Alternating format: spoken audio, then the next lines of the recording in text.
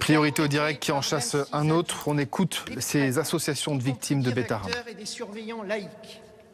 C'est aussi des élèves qui se sont livrés à des agressions sexuelles très graves, parfois en bande organisée. J'invite tous ceux qui n'ont pas encore saisi la justice à se manifester, car un nombre colossal de victimes reste encore tapis dans l'ombre. De même, les services de l'État, et notamment ceux de l'éducation nationale, ont parfois dysfonctionné alors que des alertes évidentes avaient été déclenchées par les enfants victimes. Le corps enseignant, témoin des violences quotidiennes et à quelques exceptions près, n'a pas réagi et a laissé faire ses comportements délictueux pendant plusieurs décennies.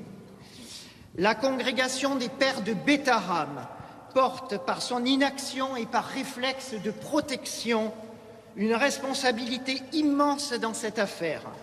Certains de ces prêtres ont trahi la mission qui leur avait été confiée par nos parents de participer à notre développement personnel et à notre éducation. Non seulement ils ne nous ont rien appris, mais se sont livrés sur nos corps d'enfants innocents à toutes les dépravations et les bassesses de la nature humaine. Je pense en ce moment à tous ces coups, à ces 21 gifles données à un élève de 15 ans, juste pour avoir sorti un livre non autorisé par un surveillant qui aujourd'hui est tranquillement adjoint au maire d'une petite commune béarnaise. À ces humiliations répétées du perron où nous attendions, terreur au ventre et nez contre le mur, le tabassage en règle à venir. À ces camarades qui se retenaient d'aller aux toilettes et préférant uriner dans leur lit plutôt que de solliciter le surveillant pour s'y rendre. À ces mises à l'air dans le bureau du surveillant général qui jouissaient de cette scène. Et à toutes ces agressions sexuelles, et notamment celle du petit Anthony, 9 ans, violé par un prêtre, ou celle de Jean-Charles, masturbé à 12 ans par 2 prêtres directeurs. J'ai entendu pendant des centaines d'heures le récit de mes camarades qui ont survécu tant bien que mal à ces épreuves qu'il fallait endurer.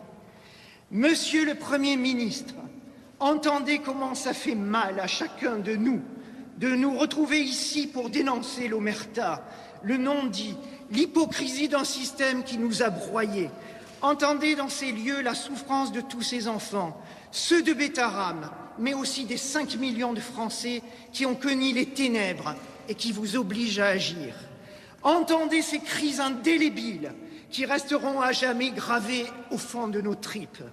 La violence envers les enfants n'a pas de visage, mais elle doit être combattue partout dans tous les foyers de France. C'est notre responsabilité collective de se nourrir de ce scandale de Beit Haram et de s'en servir comme d'une opportunité formidable pour changer notre façon d'agir auprès de toutes les victimes de violences. Je termine cette intervention pour remercier les victimes qui témoignent sans filtre et si courageusement, donnant un visage à ces souffrances et un mot aussi à toutes ces dizaines de journalistes que j'ai rencontrés pendant près de 15 mois. Merci encore à vous tous. Merci beaucoup. C'est pas la même intensité. Qu'est-ce que ça fait? C'est le micro marche. Nous avons passé 3h30 ensemble et c'était bouleversant. À la fois par l'émotion que chacun a manifestée, celle que j'ai ressentie moi-même, et c'était purement et simplement l'expression de la vérité de vie dont toutes ont été atteintes et certaines sans doute ont été brisées par des actes de violence intolérables et hélas d'agressions sexuelles abominables. Et c'est le travail incroyable, ou la chance incroyable qu'un réseau sur Internet a pu faire naître. Je voudrais signaler, on a passé beaucoup de temps ensemble, je voudrais signaler qu'ils ne se connaissaient pas. À deux exceptions près, ils ne s'étaient pas rencontrés autrement que numériquement. Et ce que ces expériences disaient était insupportable, d'autant que chez nous, j'étais parent d'élèves dans cet établissement et des milliers de familles avaient des enfants dans cet établissement, comme s'il y avait deux univers, l'univers des externes et l'univers des internes. Et l'univers des internes était un univers dont on ne peut pas supporter l'idée. Comme ça a été publié hier, vous le savez, quand j'ai appris en 1996, alors que j'étais ministre de l'Éducation nationale, la première plainte pour une claque, j'ai fait organiser une inspection générale de l'établissement dont je n'avais aucune trace. Je savais bien que je l'avais souhaité, mais je n'avais aucune trace. Et cette inspection a donné lieu à un rapport que vous avez lu hier et qui était un rapport au bout du compte rassurant. Et c'est toujours pareil dans les affaires de violence de cet ordre. On peut vivre à côté, et ici il y a des milliers de familles, des milliers de familles dont les enfants ont été scolarisés à Bétara. Et puis il y a tous ceux qui, depuis cette époque, se sont tus. C'était très frappant dans la délégation que plusieurs des membres de la délégation ont dit « je ne savais pas » eux-mêmes. Et l'un d'entre eux a expliqué « on pensait qu'on était tout seul à subir ça ». Alors c'est pour moi une expérience bouleversante. C'est une expérience à laquelle je veux apporter mon soutien et prendre des décisions qui vont dans le sens de ce soutien. Mais au-delà des décisions gouvernementales, je veux dire que c'est notre société tout entière qui ne peut pas accepter, c'est du moins comme ça que je le ressens, que ces violences demeurent ignorées, notamment sur un point, ou demeurent sans suite sur un point, c'est que beaucoup des victimes qui sont là savent ou découvrent que pour un certain nombre, les actes qui les ont frappés sont prescrits. Ils demeurent victimes. Ça n'est pas parce que pénalement les actes sont prescrits que humainement les conséquences sont effacées. Et je pense qu'il convient que nous nous interrogions sur cette situation-là.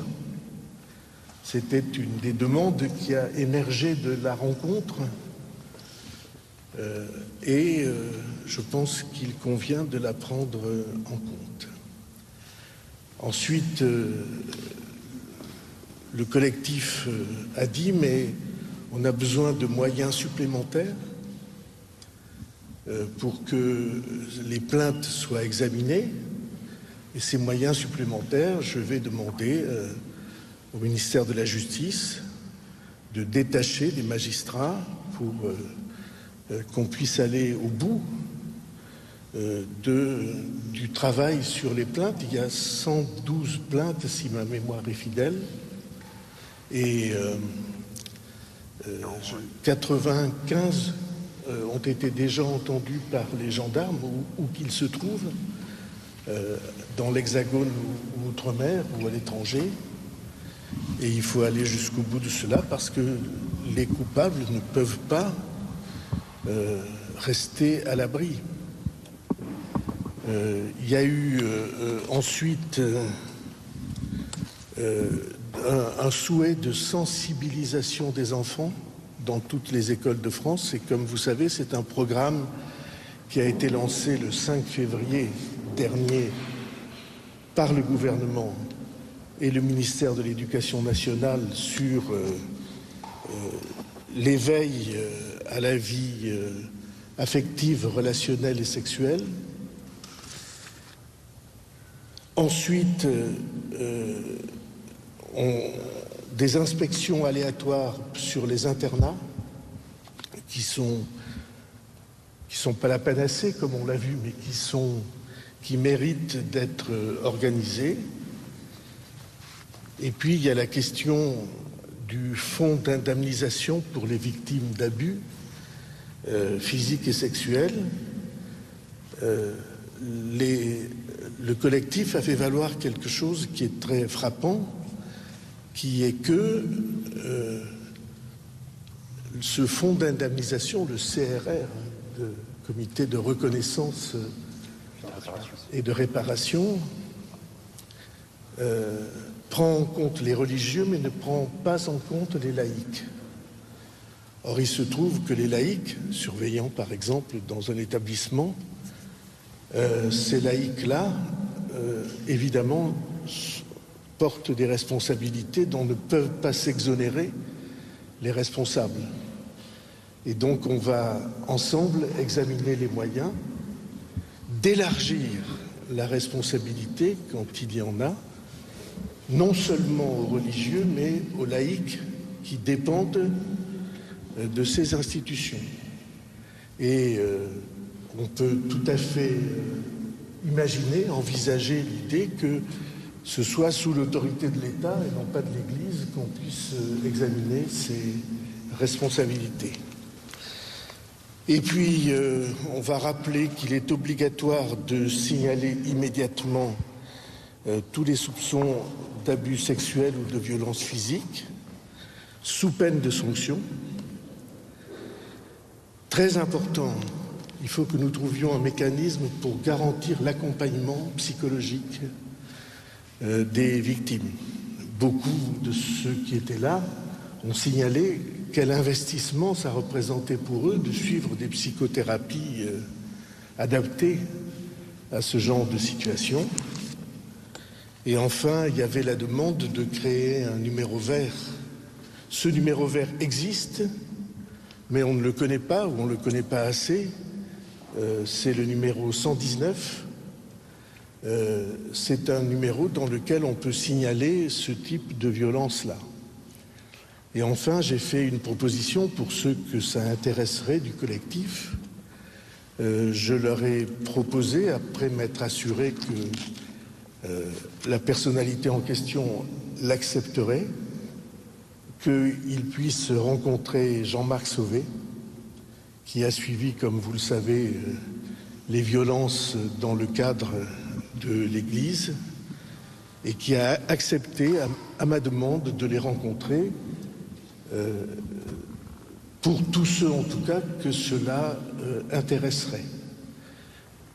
Mais on est devant un continent méconnu, inconnu, ou trop longtemps inconnu, et ce continent-là, il faut qu'on aille jusqu'au bout de la découverte, de la parole, de l'élucidation de ce qui s'est passé réellement, et à côté de quoi, c'en est un témoignage, nous pouvons vivre sans le savoir. Je rappelle que j'avais demandé cette inspection en 1996, mais que quand j'ai quitté le ministère en 1997, il y a eu nombre de ministres de l'Éducation et nombre de ministres de la Justice, d'opinions différentes, et que cependant on est resté sous les radars. Et si Alain Asquer n'avait pas été là, dans une intuition pour proposer à ceux qui se reconnaîtraient dans ces actes-là, pour leur proposer de se réunir, de se regrouper, ça ne serait pas arrivé. Encore une fois, ceux qui sont membres de ce collectif ne se connaissaient pas entre eux. C'est la première fois ce matin qu'ils se rencontraient. Et cependant, la ressemblance incroyable de ce qu'ils ont vécu est une attestation de la sincérité, de la vérité de ce qu'ils disent. Pour moi, c'était bouleversant, et pour nous, ça doit être une obligation, un devoir. Donc, on a répondu, j'espère. En tout cas, c'était une rencontre pour moi d'une authenticité terriblement marquante.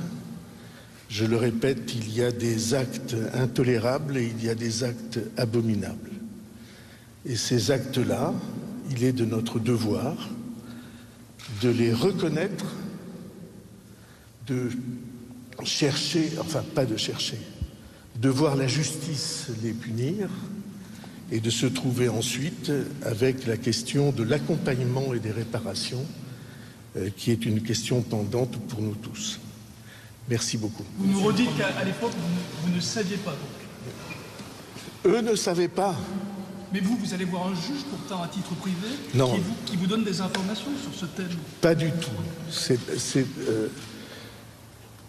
Lorsque je rencontre le juge en question, la personne poursuivie a été libérée.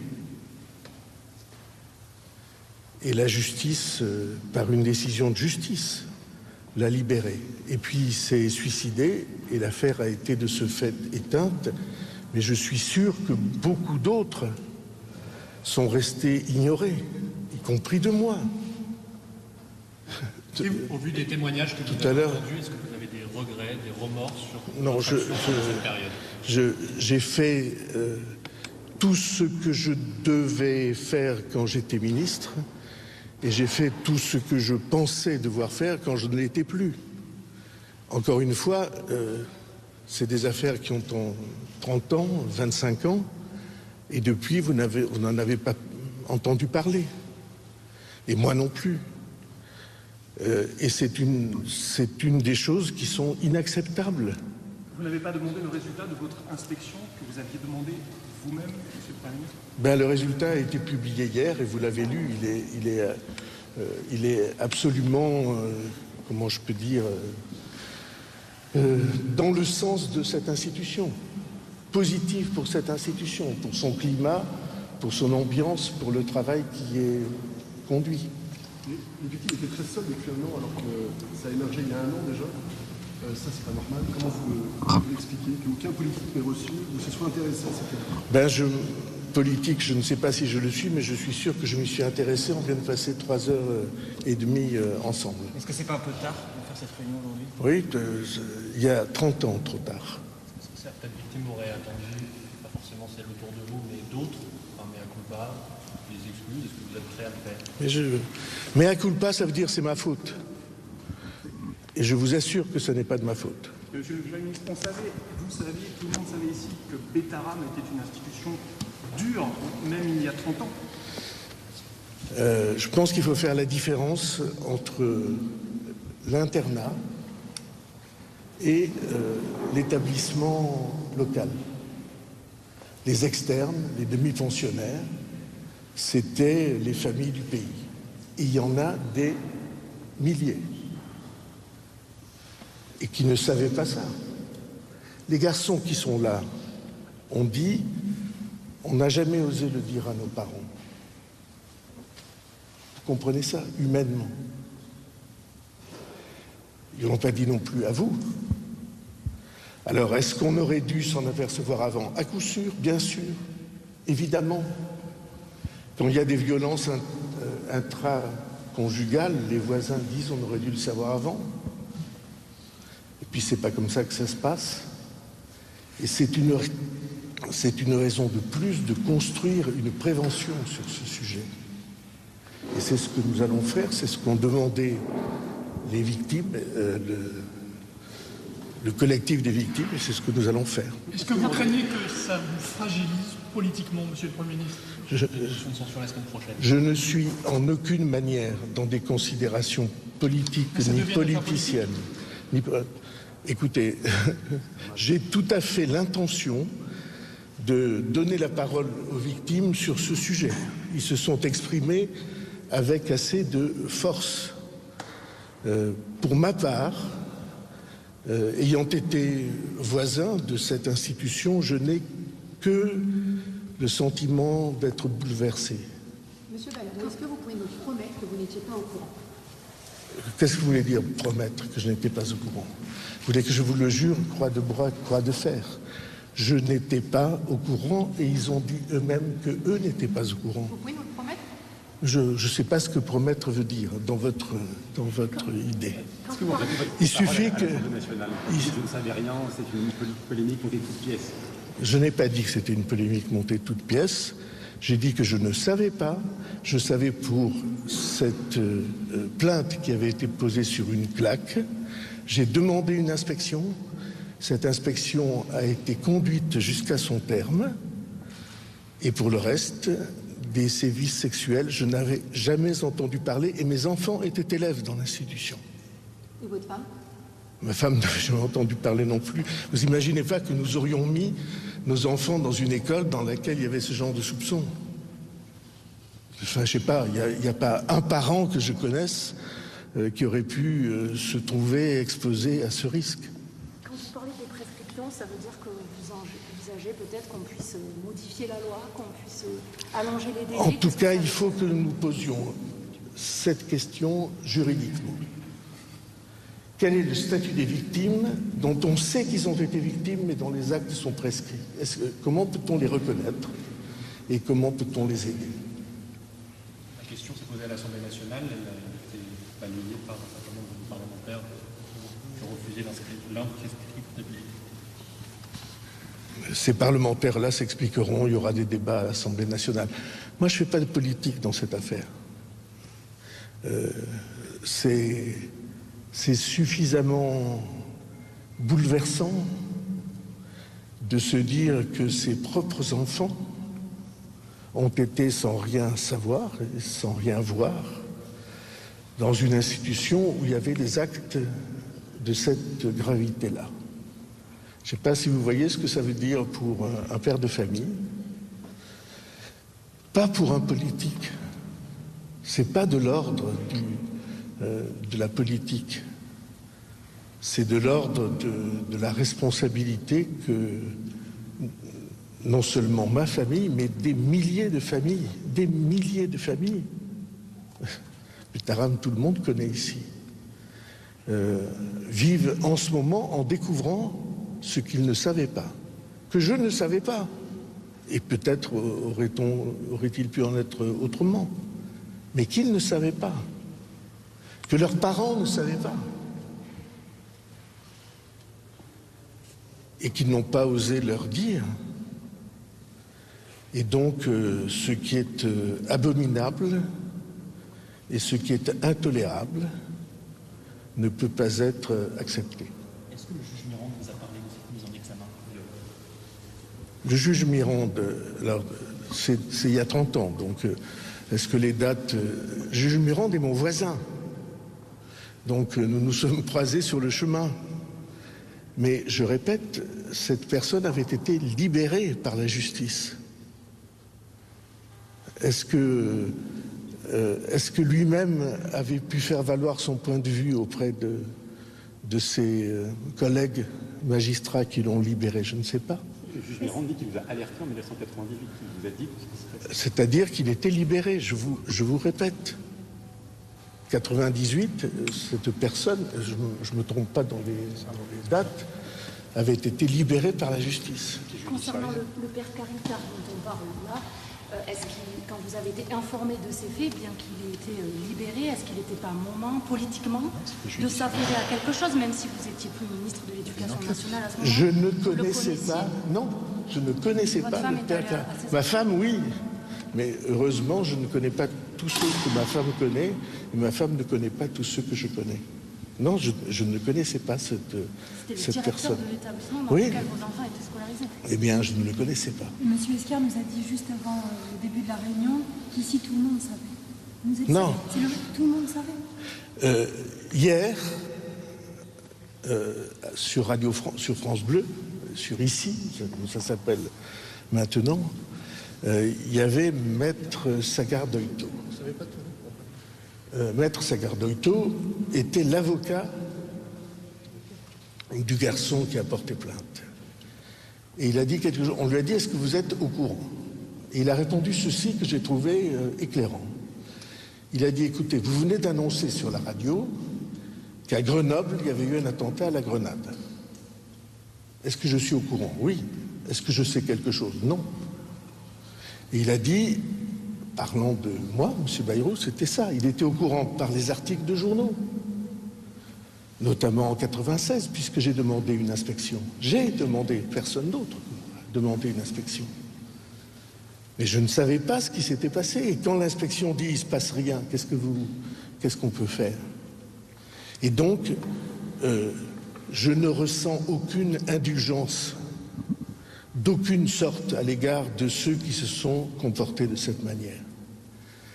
Et je pense que nous devons construire mieux encore une politique de prévention contre tout ça. Mais il se trouve que je ne savais pas, comme aucun de ceux qui sont là et qui étaient victimes ne savait pour les autres. C'est ce qu'ils ont exprimé. Est-ce que depuis vous en avez parlé avec vos enfants, par exemple? J'en ai parlé avec mes enfants et mes enfants me disent qu'ils ne savaient pas. Une de mes filles m'a parlé de gifles et de ce genre de choses, ça oui. Mais des violences sexuelles, jamais. Vous vous rendez compte, peut-être vous savez ce que mes enfants représentent pour moi. On sait aussi ce que la religion représente pour vous. Non, la religion est pour moi totalement extérieure à tout ça. En aucune manière. Et je l'ai dit, nous en avons parlé ensemble. C'est pas parce qu'on croit qu'on a la foi en quelque chose, et chacun a sa propre forme de foi. C'est pas parce qu'on croit en quelque chose qu'on peut mélanger avec des actes qui sont des actes répréhensibles, pénalement, moralement, et je vous ai dit intolérables pour certains, abominables pour d'autres.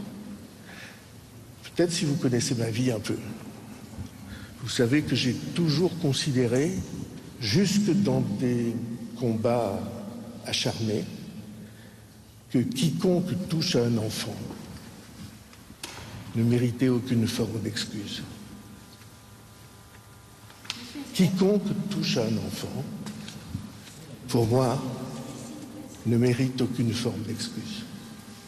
Monsieur Esquire, vous avez dit ce matin, tout le monde savait. Monsieur Bayrou aujourd'hui affirme je ne savais pas. Est-ce que vous croyez, Monsieur Bayrou? Moi, je le crois. Je dis tout le monde savait qu'il y avait une éducation avec des coups, et M. Bayrou vient de le dire pour sa fille qui lui en a parlé. Après, c'était effectivement l'omerta autour de ce type d'établissement. Oui, tout le monde savait qu'à Bétharram, il y avait de la discipline et que c'était très dur à vivre. Et pourtant, malgré cette réputation, les parents mettaient leurs enfants. C'est en fait très bizarre, c'est ça en fait qu'on dénonce et qui est aujourd'hui accepté par le Premier ministre. C'est qu'en fait, on sait sans savoir. Alors c'est un concept un peu bizarre, mais c'est très surprenant en fait comme analyse. Oui, on sait qu'il y a de la... Mais on ne gratte pas, peut-être parce qu'on ne veut pas savoir.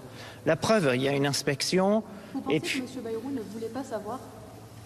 Mais pourquoi il ne voudrait pas savoir ce qui est le meilleur pour ses enfants, comme tous les parents? Voilà. Est-ce que les politiques ont une responsabilité, selon vous, les élus à l'époque?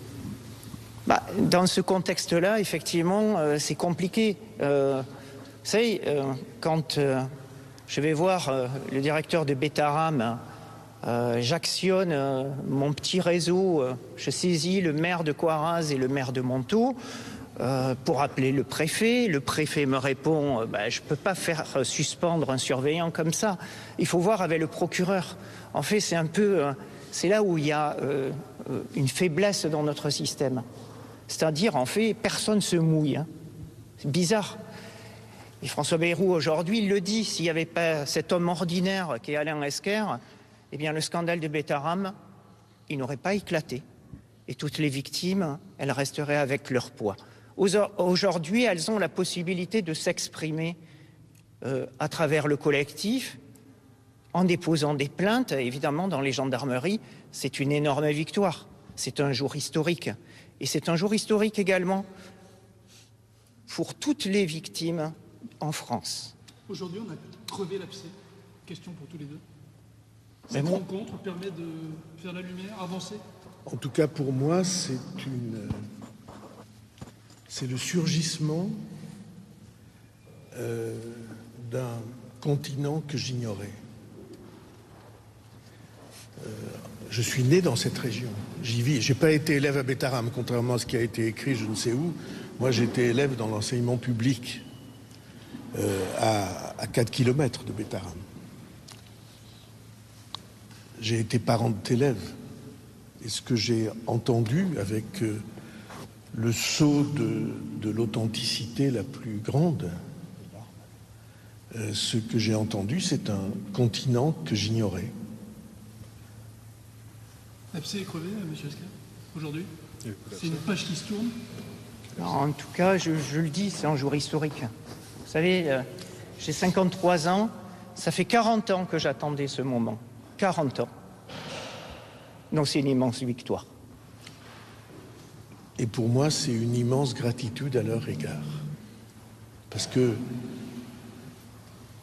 c'est incroyablement émouvant d'imaginer que parti du seul Alain Esquer, un réseau Internet s'est créé. Alors, si je n'avais pas existé, ils ont dit ça en riant et ils ont raison, si je n'avais pas existé, tout ça serait demeuré ignoré. Alors, d'une certaine manière, on a servi à quelque chose. Mais pour moi, ce qu'il faut examiner, c'est comment on peut prendre en charge les victimes, même quand il n'y a pas de condamnation pénale. Et c'est la raison pour laquelle on va ensemble, avec les associations nationales, réfléchir à cette question. Tout à l'heure, je n'ai pas dit qu'il y avait quelqu'un qui avait beaucoup réfléchi à ces questions, c'est Jean-Marc Sauvé. Et que Jean-Marc Sauvé, que j'admire beaucoup, et que j'ai appelé, m'a fait l'amitié de dire qu'il allait s'entretenir avec le collectif pour partager avec lui ses questions et ses interrogations. Et aussi avoir la certitude qu'ils seront écoutés. Jean-Marc Sauvé, il dit, la première chose, c'est de les écouter. Et il a raison. Et encore une fois, c'était un continent inconnu dont le surgissement doit être utile. Si on peut, utile à eux, plusieurs d'entre eux ont exprimé ce que c'était pour eux d'être entrés dans ce chemin de reconnaissance. Semé d'embûches. Voilà, semé d'embûches pour tout le monde. Pardon ? Je n'entends pas ici le son. Combien de magistrats supplémentaires? Eh bien, avec le procureur général, il y a deux choses. Il y a le parquet de Pau qui doit être renforcé selon les études même du ministère de l'Intérieur, et il y a un commando volant pour aider à ce que le dossier soit décrypté jusqu'au bout. Quand vous dites que lors de votre rencontre avec le juge Mirand, le père Calcar était en liberté, vous ne saviez pas qu'il avait été mis en examen.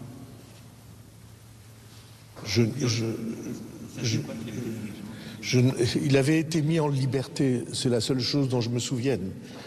C'est il y a 30 ans, je ne me souviens pas. Vous avez parlé de ça, qu'il avait été mis en examen? Non, le juge m'avait parlé je crois, de cette plainte, oui, c'est tout à fait juste. En 1987... Encore une fois, je ne rencontrais pas le juge. Le juge est mon voisin. En 1987, avec Philippe Douste-Blazy, vous faites un déplacement à Bétharram après, alors qu'un élève a été gravement blessé par un surveillant qui reçoit une claque. L'élève reçoit une claque de la part du surveillant. Vous défendez à ce moment-là, dans une prise de parole rapportée par Sud-Ouest, non, je n'ai rien... La réputation de l'établissement. Les Béarnais se sont sentis injustement attaqués. Je dis que les familles se sont senties attaquées et qu'elles ont ressenti de l'injustice. Et ma citation précise est que ce que devait demander le ministre en 1996, il l'a demandé. Je n'avais pas cette archive, je n'avais pas de trace de cette inspection. Et elle a été publiée hier, c'est hier je crois, elle a été publiée hier, vous pouvez la lire pour savoir ce que je savais. Cette inspection, elle dit que l'ambiance, le travail, la qualité de travail, les relations avec les élèves et les relations entre enseignants étaient excellentes. Je n'en savais rien. Et je pensais en effet que c'était vrai puisque mes enfants étaient élèves là. Elle met aussi à mal le témoignage d'une enseignante qui explique vous avoir de vive voix non. témoigné de situations Je ne anormales. connais pas cette dame, je ne l'ai jamais rencontrée. Ah, elle s'est trompée de personne alors. Je crois qu'elle dit qu'elle en a parlé à ma femme. Non, à vous de vive voix. Non, je n'en ai pas de souvenir en tout cas. Ce qu'elle dit. Je ne connais pas cette dame. Je sais à peu près qui je connais, je ne connais pas cette dame. J'ajoute que le rapport de l'inspection ne va pas dans ce sens précis. Monsieur le Premier ministre, aujourd'hui, les yeux dans les yeux, vous nous dites que vous êtes soulagé. Un, je suis bouleversé. Et deux, je suis acquis à l'authenticité de ce que j'ai entendu et que je les soutiens. Et que je n'ai pas l'intention de les soutenir seulement aujourd'hui. J'ai l'intention que leur drame de vie, car ce sont des drames de vie, servent à tout le monde pour l'avenir et pour ceux très nombreux qui sont victimes de ce genre de sévices. Vous vous êtes dit à un moment, ça aurait pu être mes enfants? Non, parce que je crois que si ça avait été mes enfants, ils l'auraient dit. Je crois que je n'aurais pas pu ignorer ça pour mes enfants, mais oui, c'est tout à fait possible que les enfants se taisent à l'égard de leurs parents. Beaucoup d'entre ceux qui sont ici ont témoigné ça. À la lumière de ces événements, est-ce que vous regrettez d'y avoir mis vos enfants? Excusez-moi, on ne peut pas vivre de regrets. Je regrette infiniment que de tels actes aient pu être commis dans un pays ou dans une région qui est aussi humaniste que la nôtre. On n'est pas ici dans un univers de violence, on n'est pas dans un univers d'écrasement, on est dans un univers de respect oui, si la question est est-ce que vous auriez pu imaginer ça, non, je n'aurais pas pu l'imaginer. Monsieur Esquer, c'est vous, je crois, qui évoquait le fait qu'il y a un élu béarnais parmi les auteurs présumés, c'est ça? C'est quelqu'un qui serait toujours en fonction aujourd'hui? Oui. L'adjoint au maire.